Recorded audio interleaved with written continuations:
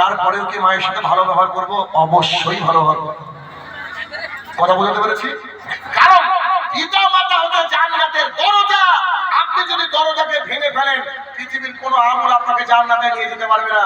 পিতা মাতা যতই কঠোর হোক না কেন, যতই খারাপ হোক না কেন, তাকে আপনাকে ভালোবাসতে হবে। এট এনি কস্ট তাকে ভালোবাসতেই হবে, কারণ জান্নাত আপনাকে নিতে হবে পিতা মাতাকে ভালোবাসে। যারা পিতা মাতা থেকে দূরে আছেন, আজকের বক্তৃতার পর কাল সকালে গিয়ে বলবেন, আব্বা আসসালামু আলাইকুম রাহমাতুল্লাহ, আব্বা আমি ভুল করে ফেলেছি, আব্বা আপনি আমাকে ক্ষমা করে দেন। আপনার একটু কষ্ট হবে, লজ্জা লাগে, কথা ঠিক, তবে জান্নাতকে কনফার্ম করাতে গেলে আপনাকে এটাই করতে হবে।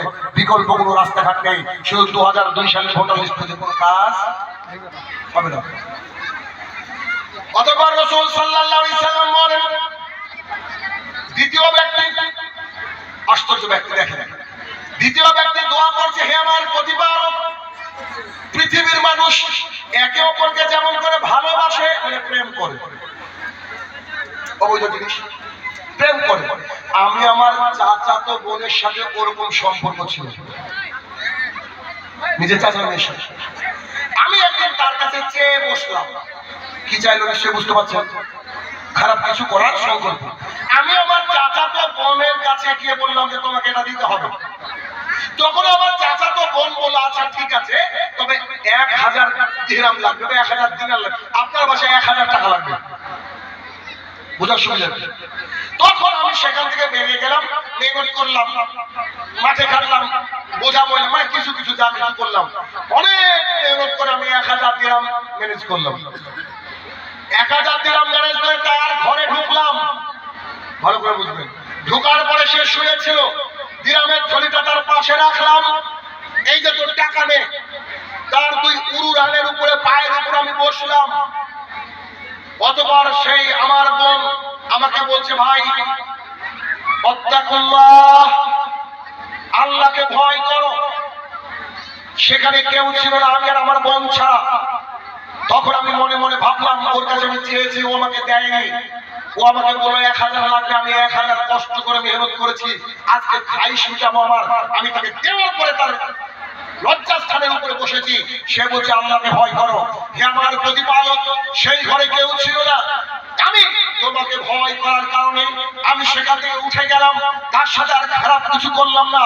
হে আমার প্রতিপালক, আমি যদি সত্যবাদী হয়ে থাকি, সত্যি যদি তাকওয়াবান হয়ে থাকি, সত্যি যদি তোমাকে ভয় করে থাকি, আল্লাহ তুমি পাথর থেকে আরেকটু সরিয়ে দাও, যাতে করে আমরা বেরাতে পারি। সঙ্গে সঙ্গে আল্লাহ সুবহানাহু ওয়া তাআলা পাথর থেকে আরেকটু সরিয়ে দিলেন। দেখো আল্লাহ ভীতি, আল্লাহকে ভয় করা কি জিনিস, চিন্তা করো, এর নাম হচ্ছে তাকওয়া। অতঃপর তৃতীয় নম্বর ব্যক্তি, রাসূল সাল্লাল্লাহু আলাইহি সাল্লাম বলেন, তৃতীয় নম্বর ব্যক্তি বলছে, হে আমার প্রতিপালক, আমি আমার বাড়ির কিছু কাজ করা বাকি ছিল। একজন এলাকার যে ব্যক্তি অপরের বাড়িতে কাজ করে খায়, কি বলেন আপনারা, সো এই পাইপ নিযুক্ত করেছিলাম, যেমন আমরা টাকার বিনিময় করি যে আপনাকে 200 টাকা দেবো বা 300 টাকা দেবো, আর তখন তিনি 1 বা 2 ভাড়া চাউলের বিনিময়ে, মানে তাকে আমি ধরুন 25 কেজি থেকে চাল দেবো বা 1 কুইন্টাল চাল দেবো, তুমি এই কাজটা করো। অতঃপর সেই ব্যক্তি আমার বাড়িতে সারাদিন কাজ করলো, কাজ করার পরে সন্ধ্যাবেলায় আমি যখন বললাম এই নেন আপনার চাউল, সে বললো নিবো না। কি বললো? নিবো না। সে চলে গেল। আমি এই চালটাকে বাড়াতে শুরু করলাম, মানে বিক্রি করলাম, একটা ছাগল কিনলাম, ছাগল বেচে গরু কিনলাম, গরু আরো 2টো কিনলাম, আরো 5টা কিনলাম, তা দিয়ে রাখলাম। এরকম করতে করতে করতে করতে আমার অনেক সম্পদ হয়ে গেল। অনেকদিন পর সেই ব্যক্তি এসে বসে, জনাব জি চিনতে পেরেছেন তো? কে? ওই যে আপনার বাড়িতে কাজ করেছিলাম 2 ভাড়া চাউলের বিনিময়ে, সেদিন আমি চাউল নিইনি, আজকে আপনি আমার পাওনা দেন। অতঃপর আমি তাকে বললাম, হে আমার প্রতিপালক, আমি তাকে বললাম, আল্লাহ আমি আমার নিজের মেহনত দিয়েছি, কথা সত্য, কিন্তু বাড়িয়েছে যা থেকে তারই সম্পদ, বুঝতে পারেননি, ওরই সম্পদ। অতএব তিনি বলছেন, ভাই এ দেখেন এগুলো আপনি সব নিয়ে চলে যাবেন, এতগুলো তিনি জানেন, এতগুলো সম্পদ আপনি আর কি করেন নাকি? বলছে না না না, আপনার চাল থেকে এতগুলো সম্পদ হয়েছে, আমি আমার আল্লাহকে ভয় করি, আমি কিয়ামতের মাঠকে ভয় করি, ভাই আমার আপনি সব নিয়ে চলে যান। সেই লোকটা আমার সামনে থেকে লক্ষ কোটি টাকা সম্পদ নিয়ে চলে গেল। মাবুদ, এটা যদি আমি তোমাকে খুশি করার জন্য তোমার ভয় আমি দিয়ে থাকি, মাবুদ তুমি পাথরটাকে পুরো সরিয়ে দাও। আল্লাহ সুবহানাহু ওয়া তাআলার সাথে সাথে পাথরটাকে পুরো সরিয়ে দাও। এটার নাম হচ্ছে তাকওয়া। এটার নাম কি? তাকওয়া। তাহলে তাকওয়াবান ব্যক্তির দোয়া আল্লাহ বলেন না কবুল করবে। তাহলে দোয়া কবুল হোক এটা চান না আপনি? নিশ্চয়ই চান আপনারা। তাহলে দোয়া কবুল হতে হবে। মুআয ইবনে জাবাল রাদিয়াল্লাহু তাআলা আনহু বলেন, রাসূল সাল্লাল্লাহু আলাইহি সাল্লাম আমাকে ইয়ামিনে পাঠাচ্ছিলেন। আমি শাওয়ারের উপরে ছিলাম, ঘোড়া অথবা উট তার উপরে ছিলাম। তিনি আমার সাথে নিচে নিচে আসছিলেন। মুহাম্মদ সাল্লাল্লাহু আলাইহি ওয়াসাল্লাম পৃথিবীর সর্বশ্রেষ্ঠ মানুষ, তিনি আমাকে ওসিয়ত করতে করতে আসছিলেন। এক পর্যায়ে বলছেন, মুআয, জি আল্লাহ রাসূল সাল্লাল্লাহু আলাইহি সাল্লাম বলেন, শোনো তুমি ইয়ামেনে যাচ্ছ, যাও, একটা কথা শোনো, এর পরের বছর তুমি যখন আসবা, তুমি আমার এই মসজিদুল নববী পার করবা, আমার কবরও পার করবা, আমাকে দেখতে পাবা। ইস, কত বড় কষ্টের কথা। তার মানে কি, এক বছর পর আমি বাঁচবো না, আমাকে আল্লাহ তাআলা তার কাছে দেখে নিবেন। আচ্ছা, এই কথা শুনে কোন সাহাবী স্থির থাকতে পারবে? সিলসিলা সহিহ হাদিস। মুআয ইবনে জাবাল রাদিয়াল্লাহু তাআলা কান্নায় ভেঙে পড়লেন। বলেন কি আপনি? আরে আপনাকে নাকি দেখতে পাবো না, এটা হয় নাকি? তিনি এত বেশি কান্না করতে লাগলেন, এত বেশি কান্না করতে লাগলেন। তখন রাসূল সাল্লাল্লাহু আলাইহি ওয়াসাল্লাম বলেন, মুআয, চুপ করো, চুপ করো, চুপ করো, শোনো শোনো শোনো শোনো। যে ব্যক্তি আল্লাহকে ভয় করে, যে ব্যক্তি তাকওয়াবান, সে যেই হোক না কেন আর যেখানে থাকুক না কেন, ওই ব্যক্তি আমার আত্মীয়, আমার প্রিয়। সুবহানাল্লাহ। বুঝতে পারলেন? আজকে হযরতপুর থেকে যদি কোনো ব্যক্তি আল্লাহকে ভয় করে, সেই ব্যক্তি নাম মানুষ জানুক আর না জানুক, সেই ব্যক্তি মুহাম্মদ সাল্লাল্লাহু আলাইহি ওয়াসাল্লামের আত্মীয়। আর মক্কার পাশে বসে কোনো কুলাঙ্গার যদি নবীর উপরে কটূক্তি করে, সেই ব্যক্তি মক্কাতে থাকার পরেও সেই ব্যক্তি রাসূল সাল্লাল্লাহু আলাইহি ওয়াসাল্লামের আত্মীয় নয়। কথা বলতে পেরেছেন?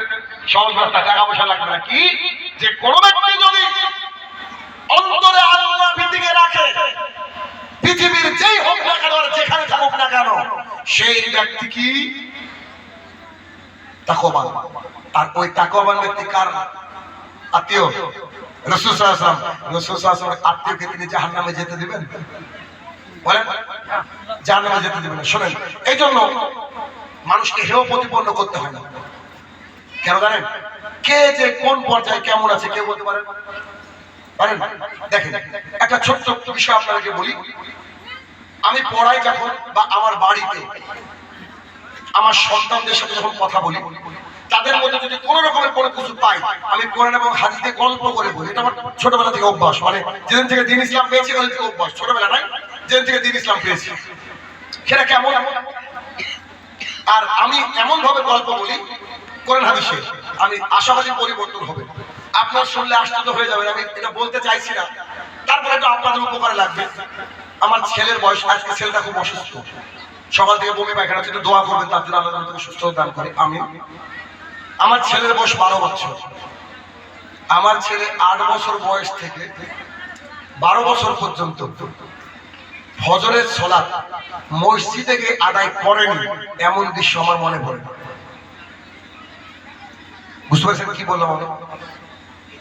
8 বছর থেকে নামাজ শুরু করেছে, তো সেদিন থেকে আজকের তারিখ পর্যন্ত, আজকের ফজর পর্যন্ত, মানে আজকে যে ফজর গেছে, এই ফজর পর্যন্ত যে মসজিদে যায়নি ফজরের, এই দৃশ্য আমার মনে পড়ে না। আমি জলসাতে থাকলেও ওর আম্মু পাঠিয়ে দেয় মসজিদে। সালাতের ব্যাপারে কম্প্রোমাইজ নাই। আমার বাড়িতে একটা সাদাকা বক্স আছে, সন্তান স্ত্রীকে শিখিয়েছি। আমার মানিব্যাগ থেকে টাকা নেই, অসুবিধা নেই, কিন্তু তোমরা নিজে নিজে দান করো, কিয়ামতের মাঠে আমি কিছু দিব না। স্বাভাবিক। আমার ছেলে যদি 500 টাকা গোছায় জমা করে 400 টাকা দান করে দিয়ে চলে আসে, আলহামদুলিল্লাহ, আমরা খুশি হই। তোমার অ্যাকাউন্ট পরিপূর্ণ হোক বেটা। তো আমার ছেলে স্কুলে গিয়েছে, আমি তাকওয়ার জায়গাটা একটু বলতে চাইছি, একটু বুঝবেন যে কোন গল্পের মাধ্যমে আপনার সন্তানকে পরিবর্তন করতে হবে। কি করে? দেখেন, রাত্রিবেলায় খেতে বসেছি, তোর আম্মুকে বলছে যে আম্মু আমার এই বন্ধু, ছেলেটার নাম স্বামী, আমার এই বন্ধুটা আজকে আরো একজন বন্ধুর প্যান্ট একটু ছেঁড়া, তো ওইটা দেখে সে ইঙ্গিত করছে প্যান্ট ছেঁড়া পড়েছে, গরিব মানুষ আছে না এরকম। তখন ওই বন্ধুটা আমার সন্তানকে বলছে, আচ্ছা রাউনা, আমার ছেলের নাম রাউনার রহমান, আচ্ছা রাউনা তুমি ক টাকা তোমার প্যান্ট পরো? তা আমার ছেলে বলছে আমি তো জানি না। তো বলছে তুমি জানোই না? তো সে না জানি না, তবে একদিন বোধহয় একটা ট্যাগে দেখে নিয়েছিলাম, মানে ওই যে ট্যাগ মানে পর্যন্ত লেখা থাকে, তো বলছে যে বোধহয় 1100 কত টাকা ছিল। তো ছেলে 1100 টাকা তোমার প্যান্ট পরো, এটা দিয়ে কি করবো? আমি ফুটবল খেলি, স্কুলে যাবার ঘুমাই। তাই? ও ঠিক আছে। তাহলে আরেকটা কথা বলি, সেটা হচ্ছে তোমাদের বাড়িতে তুমি গিজার নাম শুনেছো? গিজার? তো আমার ছেলে বলছে তুমি এরকম করে কথা বলছো কেন, এটা তো অহংকার, এটা তো ঠিক না, তো বলো না। তো আমার ছেলে বলছে তোমার বাড়িতে গিজার আছে? ওই ছেলেটা বলছে যে না গিজার নাই, আপু লাগাবে। দ্বিতীয় কথা বলছে তোমার বাড়িতে এসি আছে? এসি চিনো? আমার ছেলে কি বলছে? তা আমার ছেলে বলছে তুমি তো আবার অহংকারের কথা বলছো, স্বামী মেয়েটা আল্লাহ পছন্দ করে না। আমার ছেলে স্কুলে নামাজ পড়ায়, তো বাচ্চা ছেলেগুলোকে সবাই একটু ইয়া, তো বলছে না। তখন আমার ছেলে বলছে তোমার বাড়িতে এসি আছে? তো বলছে যে না এসি নাই, তবে লাগানো হবে। আমার ছেলে বলছে যে শোনো ভাই, আমার বাড়িতে গিজারও আছে, এসিও আছে, কিন্তু এতদিন পড়ছি তোমাকে কোনোদিন বলেছি? বুঝে না, এগুলো অহংকার, এগুলো বলতে হয়। এরপরে ছেলেটা বলছে তোমার ট্যালেন্ট কি? কারণ ওই ছেলেটার ট্যালেন্ট হচ্ছে ও মুর্শিদাবাদের মধ্যে আর্ট করাতে সেরা, মানে আপনি বসে আছেন হুবহু আপনাকে এঁকে দিবে। কিন্তু আলহামদুলিল্লাহ আলহামদুলিল্লাহ আমার ছেলের সাথে বন্ধুত্ব হওয়ার পরে ও মানুষের ছবি আর আঁকে না, কারণ যে কিয়ামতের মাঠে জান দিতে বলা হবে, পাহাড় নদী নালা এগুলো আঁকে আর। তো আমার ছেলে বলছে আমার কোনো ট্যালেন্ট নেই। বুঝে না, দেখো কোনো ট্যালেন্ট আছে কিন্তু তোমার ছেলে আমি বড় হলাম, ও বড় হতে চাইছে। আমার ছেলে বলছে আমি কোরআন তেলাওয়াত করতে পারি। ওই ছেলেটা বলছে আমি কোরআন তেলাওয়াত শিখছি। বুঝেন, এই ঘটনা ওর আম্মুকেও বলছে আমার ছেলে। আমার মাথার মধ্যে আসতো হয়তো আমার ছেলের মধ্যে অহংকার আসতেও পারে। আমি বললাম আপু কোরআনুল কারীমের মধ্যে একটা সূরা আছে, সূরাতুল আবাসা। আমি যেমন করে শিখাই আমার স্টুডেন্টদের, আমার ছেলে মেয়েকে দেখেন, আপু তুমি জানো নাকি সূরা আবাসা কি? হ্যাঁ হ্যাঁ আপু আমি পড়েছি। আবাসা সূরার মানে কি? আপু আবাসা সূরার মানে তো আমি জানি না। আমলামদের ঘটনা শুনে দেখেন, এই যে হাদিসের সাথে মিল দেখেন। রাসূল সাল্লাল্লাহু আলাইহি সাল্লাম আবু জেহেল, উতবা, শাইবা এলাকার লিডার নেতা মানুষ, তাদের সাথে কথা বলছিলেন, দাওয়াতের কাজে কথা বলছিলেন। আর একটা পাড়ার গরিব একটা মানুষ, অন্ধ, চোখে দেখতে পায় না, সে এসে বলছে আল্লাহ রাসূল সাল্লাল্লাহু আলাইহি সাল্লাম আমার একটা প্রশ্ন আছে, শুনেন না। আর রাসূল সাল্লাল্লাহু আলাইহি সাল্লাম তার দিকে তাকাননি। কেন? গরিব মানুষ, চিনে না কেউ। কিন্তু তিনি কাকে দাওয়াত দিচ্ছিলেন? এলাকার নেতা, এলাকার লিডার। তখন আল্লাহ সুবহানাহু ওয়া তাআলা আবাসা সূরা নাযিল করে দিলেন, যে বলেন হে মুহাম্মদ সাল্লাল্লাহু আলাইহি ওয়াসাল্লাম, হেদায়েতের মালিক আপনি নন। আপনি যাদের সাথে কথা বলছেন ওদেরকে যদি আমি হেদায়েত না দিই কিয়ামত পর্যন্ত হেদায়েত পাবে না। তবে এই লোকটা মুসলমান, ও অন্ধ হতে পারে, গরিব হতে পারে, আপনি তাকে দেখে ভ্রু কুঞ্চিত কেন করছেন? ভ্রু কুঞ্চিত বুঝেন? এই যে এটাকে ফ্রম বলা হয়, মানে এই যে এটাকে একটু জড়ো করা, এরকম দেখতে পারো না এরকম, এটার নাম হচ্ছে আবাসা। তখন আমার ছেলের সাথে সাথে বলছে আব্বু আমি বুঝে গিয়েছি, অহংকার করা যাবে না। কথা বুঝতে পেরেছেন? আল্লাহ সুবহানাহু ওয়া তাআলা স্বয়ং মুহাম্মদ সাল্লাল্লাহু আলাইহি ওয়াসাল্লামকে ছাড়েননি যে তুমি কার দিকে ধ্যান দিচ্ছ, ওরা তো হেদায়েত পায় না, ওরা তো কাফের। কিন্তু ওর চেয়ে এই লোকটা অনেক করে ভালো না। এটা আমাদের সমাজ কি নেতা আসলে বলে বাপ রে বাপ কি বিশাল ব্যাপার। কয়েকদিন আগে বলছি না কোন নেতা চিনেন সবাই, আমি স্টেজে আসি প্রধান বক্তা, এক নেতা আসলো, এসে বলছে আমাকে, এসে বলছে স্যার প্লিজ একটু বসেন 5টা মিনিট এক মিনিট দেবো, 1 মিনিট নেতাকে দেবো। কি করবো, এসে দিল, বসে আসে। তো নেতা কথা বলতে বলতে 10-12 মিনিট পার করবো, দিল, কি করবো। তো উনি সবার সাথে হ্যান্ডশেক করে চলে গেলেন। আমি তাকালাম কি কাজ ভাই, ওর দিকে আমার ঢুকে পড়ে কাজ আছে কি? বরং রাস্তা দিয়ে চলতে গিয়ে যদি দেখি যে কোনো বুড়ো মানুষ কষ্ট পাচ্ছে, তা আমার বাইকে আমি তুলে দিই। বুঝলেন? একজন ইমানদার রিক্সাওয়ালা টোটোওয়ালার চেয়ে ওই নেতাকে যদি আপনি গুরুত্ব দেন, তা আপনি তো সেই ভুলই করলেন যে ভুলের কারণে আল্লাহ সুবহানাহু মুহাম্মদ সাল্লাল্লাহু আলাইহি ওয়াসাল্লামকে সতর্ক করলেন, ঠিক না?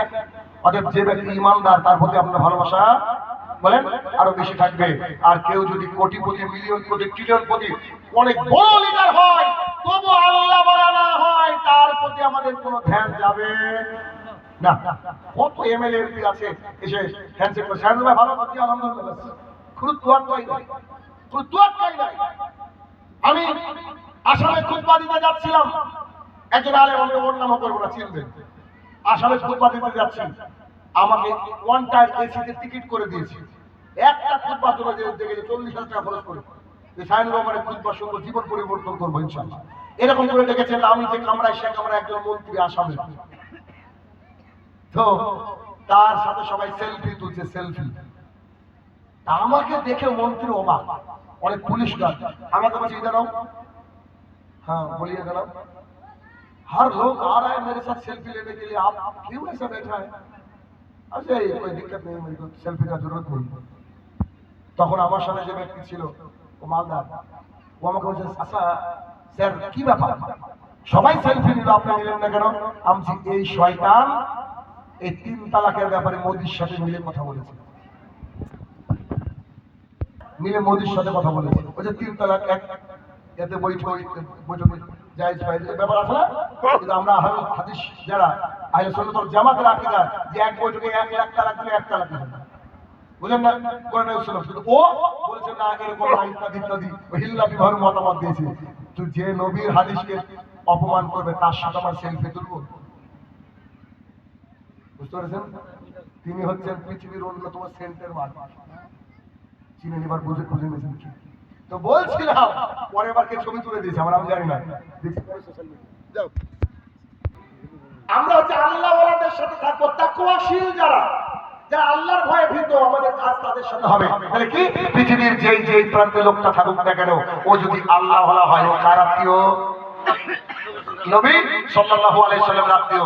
আর তার আত্মীয় যে ইনশাআল্লাহ তিনি জান্নাতে নিয়ে যাবেন, এটা আশাবাদ। আম্মা জান আয়েশা রাদিয়াল্লাহু তাআলা আনহা বলেন, আমরা সবাই সমস্ত স্ত্রীগণ রাসূল সাল্লাল্লাহু আলাইহি সাল্লামের সাথে আমার ঘরে বসা ছিলাম। আমার ঘর মানে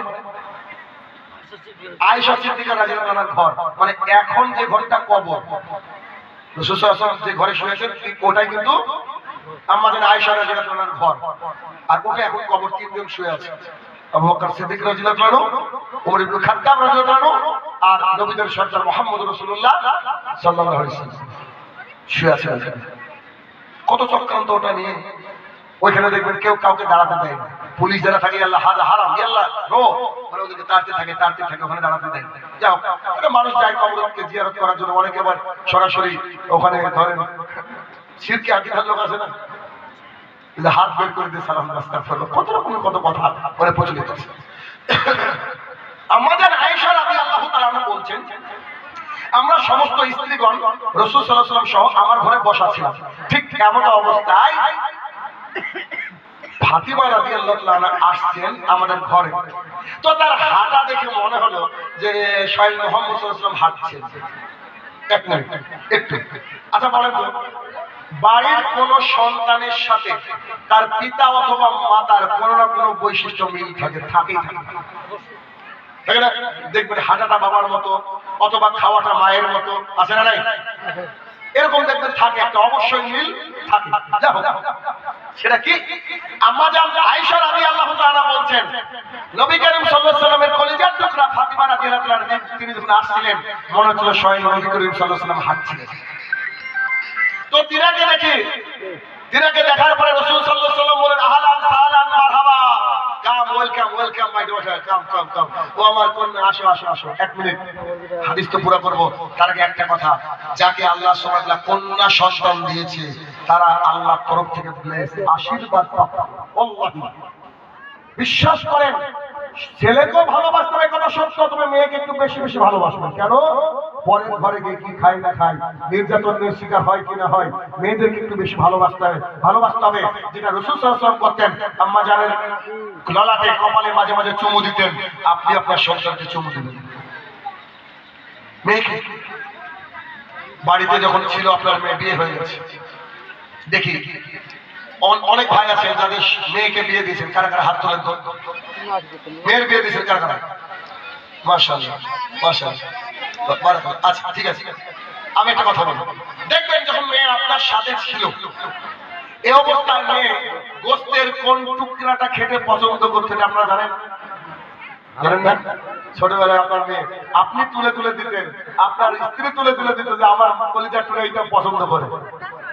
ডিম আপনি খেতেন, কুসুম মেয়েকে দিতেন, এরকম আছে নাই? অনেকদিন হলো তো বিয়ে হওয়া। ডাল পুরি খেতে পছন্দ করতে, কচুরি খেতে পছন্দ করেন আপনার মেয়ে, বা জিলাপি খেতে পছন্দ করে, আছে না নাই?